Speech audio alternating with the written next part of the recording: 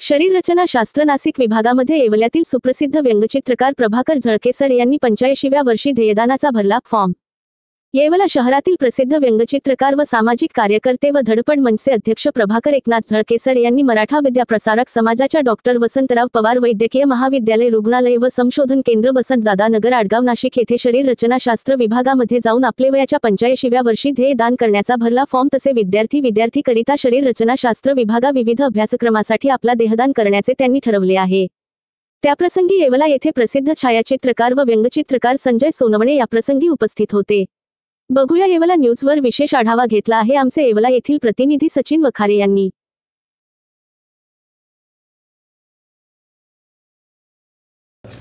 आणि हे देहदानाबद्दलचं I card हे व्यवस्थित जपून ठेवा। कसं लक्षात आलं, कसा विचार केला की देहदान करावं म्हणून? देहदान करायचा तुमच्या डोक्यात का विचार आला? का देहदान करताय तुम्ही? मला थोडीशी आध्यात्मिक बैठक आहे, मी प्रवचन करतो आणि प्रवचनाला तुम्हाला सांगतो की आत्मा निघून गेल्यानंतर हे मातीचं शरीर, याचा काय उपयोग नाही। बरोबर। हा आत्मा निघून गेल्यावर दुसरं शरीर धारण करतो। मग ह्या शरीराचं करायचं काय? हे MBBS ला असलेले मुलं जे अभ्यास करतात त्यांना उपयोग येईल नाही शरीर जाळून किंवा गाडून त्याचा काय उपयोग होणार आहे? हे मार्ग प्रवचन केलं आपण सांगायचं, मग नाही सगळं विधी माझा शास्त्रोक्त झाला पाहिजे, काय अर्थ आहे? मग बरोबर हे दुतोंडी झालं नाही। बरोबर। त्यामुळे मी प्रवचनाला जातो, जादूचे प्रयोग करायला जातो, कार्टूनचे कार्यक्रम करतो, पण कुठेही मानधन घेत नाही। मी माझ्या स्वखर्चाने जातो, स्वखर्चाने येतो।